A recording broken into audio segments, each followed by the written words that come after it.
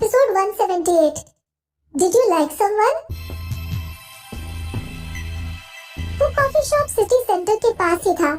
जब विधि वहाँ पहुंची तो उसने देखा कि आरव पहले से ही वहाँ पहुंच चुका था। उसे पहचानने के लिए उसकी एक नजर ही काफी थी। हल्की सी रोशनी में वो एक ऐसी खिड़की के पास बैठा था जहाँ से बाहर का नजारा साफ दिखाई देता था। उसके हाथ के पास एक चाय का कप रखा हुआ था और वो चुपचाप खिड़की से बाहर देख रहा था। खिड़की के बाहर हरे भरे ऊंचे लंबे पेड़ और छोटे बड़े खूबसूरत फव्वारे लगे थे जो देखने में बहुत ज्यादा खूबसूरत लग रहे थे। आरव का चेहरा खिड़की की तरफ थोड़ा झुका हुआ था और उसे देखने से ऐसा लग रहा था जैसे वो किसी सोच में डूबा हुआ हो। लेकिन विधि जानती थी कि ये सिर्फ एक वहम है, जैसे कि एक टाइगर आराम कर रहा है। विधि ने चुपके से एक गहरी सांस ली और आगे बढ़ गई। मिस विदुषी, आरव ने उसकी तरफ देखा और उसके चेहरे पर हल्की सी मुस्कुराहट आ गई जो उस रात के पागलपन भरे एक्सप्रेशन से बिल्कुल अलग थी। उसने कहा, मुझे खुशी है कि तुम आ गई। लेकिन विधि ज्यादा खुश नहीं थी। जब वो उसके सामने वाली सीट पर बैठ गई तो आरव ने अपनी निगाहें उस पर टिका दी, जिससे विधि को ऐसा लगा जैसे उसके पूरे शरीर में किसी ने सुई चुभा दी हो। नर्वस होने के बावजूद भी विधि ने अपना मन बना लिया कि उसे इस सिचुएशन से जितनी जल्दी हो सके निपटना ही होगा। बस एक बार जब उसे उसकी घड़ी वापस मिल जाएगी तो वो वहाँ से तुरंत निकल जाएगी। उसने वेटर को बुलाया और विधि से पूछा, क्या तुम कुछ पीना चाहती हो? विधि अच्छे मूड में नहीं थी। जो मेन्यू वेटर ने उसके हाथों में पकड़ाया था उसने उसकी तरफ देखा। उसने लापरवाही से कहा, लेम, और वो कहते कहते एकदम से रुक गई। उसने अचानक रियलाइज किया कि अपनी पिछली जिंदगी में उसे सिर्फ फ्रेश लाइम सोडा पीना ही पसंद था।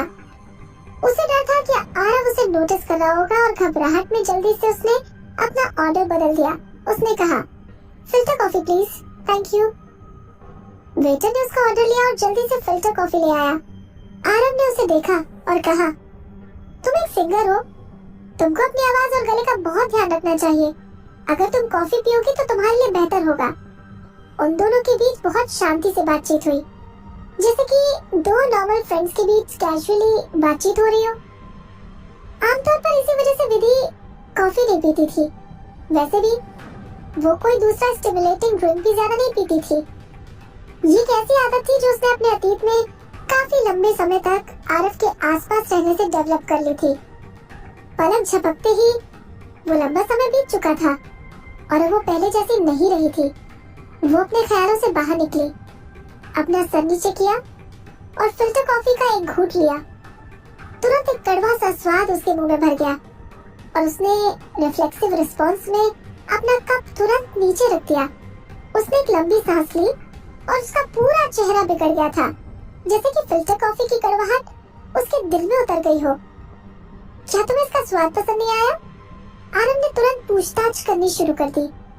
विधि उसे ये बताने की हिम्मत कैसे कर सकती थी कि आज तक उसने फिल्टर कॉफी कभी पी ही नहीं थी। उसने फिल्टर कॉफी सिर्फ इसलिए ऑर्डर की थी क्योंकि उस वक्त उसके दिमाग में आया था कि अनिरुद्ध फिल्टर कॉफी बहुत पसंद करता था। लंबे समय तक अनिरुद्ध के साथ काम करने के बाद जब भी कॉफी का जिक्र होता था तो वो सबसे पहले फिल्टर कॉफी के बारे में ही सोचता था।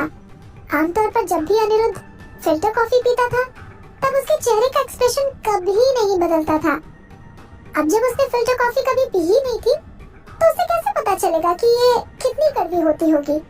उसने आरिफ के सवाल को जल्दी से निपटाते हुए कहा, मुझे स्वाद ही नहीं आया क्योंकि मैं इसमें शक्कर डालना तो भूल ही गई थी। आरव ने कुछ नहीं कहा, सिर्फ मुस्कुरा दिया। विधि ने उसके साथ नजरें मिलाने की हिम्मत ही नहीं की।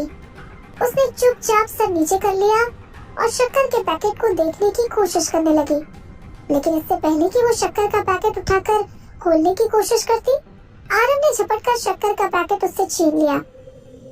विधि ने अपना सर उठाकर आरव को अजीब सी नजरों से देखा। आरव ने ध्यान से शक्कर का पैकेट खोलने के लिए अपनी नजरें झुका ली और उस पैकेट को खोलकर विधि की कॉफी में डाल दिया। एक पैकेट काफी नहीं था, इसलिए उसने एक और पैकेट खोला। फिर वो एक के बाद एक करके लगातार करीब 8 पैकेट खोल के उसकी कॉफी में डालता गया। उसे चम्मच से घोलने के बाद उसने विधि से कहा, अब इसे ट्राई करके देखो, क्या अब तुमको इसका स्वाद अच्छा लग रहा है? विधि ने अपनी कॉफी का कप उठाया और केयरफुली एक घूंट पी लिया। अब उसमें बहुत ही स्ट्रॉन्ग मीठा स्वाद था, बिल्कुल वैसा जैसा कि उसे पसंद था। आरव ने उसकी तरफ देखा और आश्चर्य से अंदर ही अंदर हंस पड़ा। कॉफी बहुत ज्यादा मीठी है, मैं सचमुच समझ नहीं पा रही हूँ कि तुम दोनों इसे पी कैसे सकती हो। तुम दोनों? कुछ समय के लिए विधि एकदम चौंक गई। अचानक उसे एहसास हुआ कि आरव किसके बारे में बात कर रहा था। वो इस जिंदगी की विदुषी और उसकी पिछली जिंदगी की विधि का जिक्र कर रहा था। वो अपनी पिछली जिंदगी में कड़वी बातों से डरती थी और मीठी चीजें पीना पसंद करती थी। कुछ बार जब भी उसने कॉफी पी थी तब वो लगातार अपनी कॉफी में शक्कर मिलाती जाती थी।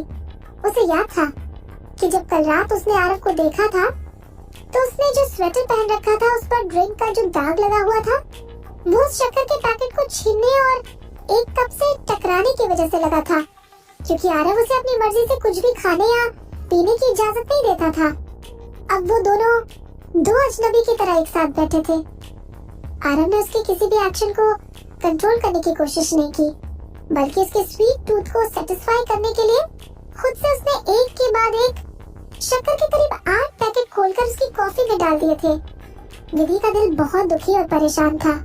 आरव ने वेटर से एक और फिल्टर कॉफी मंगवाई और फिर उसमें ठीक उसी तरह से 8 पैकेट शक्कर डाले जैसे कि उसने विधि की कॉफी में डाले थे और एक एक घूंट करके पी गया। तभी उसे एक जोरदार डकार आई और आरव की आंखें धुंध में छिप गईं। उनके बीच में गहरी चुप्पी थी और अब वो उसे साफ साफ देख भी नहीं पा रही थी। विधि को याद आया कि आरव बहुत पिकी था और उसे मीठा खाना सचमुच में बिल्कुल पसंद नहीं था। इसके अलावा उसके कप में जो कॉफी थी वो भी कोई नॉर्मल मीठी नहीं थी, ये तो एक खास इंसान के स्टैंडर्ड्स के हिसाब से मापी गई थी और ये बहुत ज्यादा मीठी थी। आज उसे हो क्या गया था? विधि से ये पूछने के लिए खुद को रोक नहीं पाई, क्या आपको ये पसंद है? पहले तो उसने काफी देर तक कप में बची हुई कॉफी की तरफ देखा, फिर धीमी आवाज में जवाब दिया, ये बहुत कड़वा है। विधि ने कुछ नहीं कहा।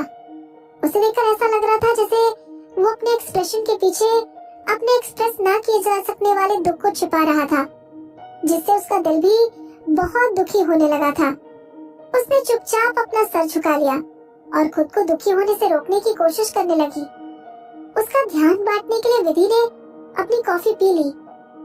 ये तो मीठा होना चाहिए था, लेकिन अचानक सचमुच में उसे ये काफी कड़वा लगा, बिल्कुल अपने कड़वे अतीत की तरह। मिस विदुषी, आरव ने कहा, टाइम म्यूजिक ज्वाइन करने के बारे में तुम्हारा क्या ख्याल है?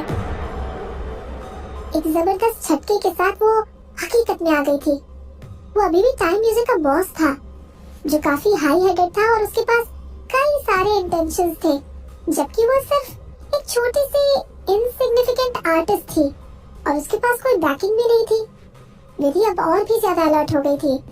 मैं बेबी डांस का हिस्सा हूँ mister Kapoor, I am very sorry. जब तुम मुझे आरव कहती हो तो मुझे ज्यादा अच्छा लगता है। आरव ने उसकी तरफ बहुत प्यार से देखते हुए कहा, मुझे नहीं लगता कि हम इतने करीब हैं। विधि ने धीरे से कॉफी के कप को दूर सरका दिया और पीछे की तरफ झुक गई। आरव ने कहा, क्या तुम जानती हो कि कितने लोग मुझे मेरे नाम से बुलाने की इच्छा रखते हैं? ना तो वो नाराज था और न ही चिढ़ा हुआ था। अच्छी बात है, लेकिन मैं इसमें शामिल नहीं हूँ। विधि की आवाज एकदम ठंडी पड़ गई थी। वो बिल्कुल सही कह रहा था। कई सारे आउटसाइडर्स उसे सिर्फ मिस्टर कपूर या फिर कपूर सर कह के बुलाते थे। कपूर परिवार के लोग भी इज्जत से उसे बेटा जी, कपूर अंकल या आरव भैया ही कहते थे। बहुत कम लोग ऐसे थे जो उसे उसके असली नाम से बुलाने की हिम्मत करते थे। उसके कॉम्पिटिटर्स के अलावा सिर्फ एक वो ही थी जो उसे उसके नाम से बुलाती थी। लेकिन आज वो जो भी थी, वो सचमुच में उससे सबसे ज्यादा दूरी बनाए रखना चाहती थी। क्या वो भी अब उसे विदुषी नहीं कहेगा? उसे मिस विदुषी या फिर मिस शर्मा कहना सचमुच में उसे एड्रेस करने का एक अनफैमिलियर और पोलाइट तरीका था। अचानक उसने महसूस किया कि चाहे वो आरव हो या उत्कर्ष, चेतन हो या कोई और जाने पहचाने पुराने लोग, वो लोग उसे मोहित या मिस्टर अनिरुद्ध की तरह कभी भी विदुषी नहीं कहेंगे। शायद उनके दिल में वो कभी भी विधि की बराबरी नहीं कर सकती थी। हालांकि वो और विधि सचमुच एक ही इंसान थे। आरव और टाइम म्यूजिक उसे छोड़ने के लिए तैयार ही नहीं थे। शायद उसकी वजह से या फिर अपने किसी बेतुके से वहम की वजह से। मिस विदुषी, आरव ने उसे उसी रिजर्व टोन में एड्रेस किया।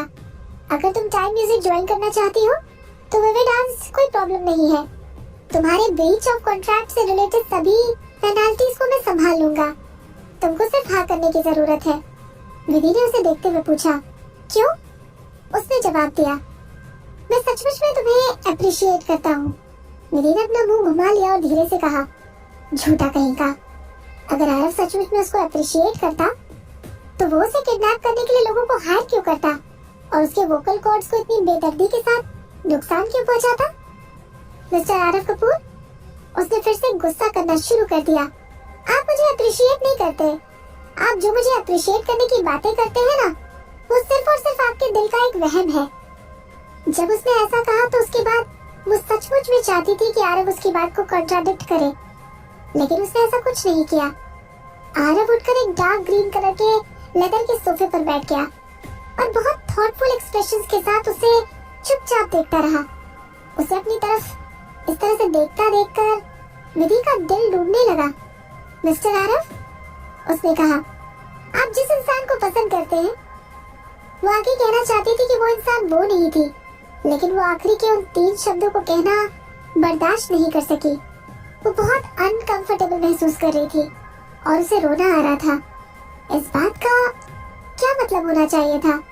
क्या उसे खुद से जलन हो रही थी? नहीं, ये सही नहीं था। क्या अगर आरव भी विधि को एक बहन के तौर पर ट्रीट कर रहा था? तो फिर जब विधि ने अपना अपीयरेंस बदल लिया था, तब आरव उसे पहचान क्यों नहीं पा रहा था? विधि ने एक बार फिर से कहने की कोशिश की, वो इंसान जिसे आप पसंद करते हैं, ये विधि के लिए वाकई में काफी मुश्किल था। मिस्टर आरव कपूर, क्या आपने कभी पहले किसी को पसंद किया है?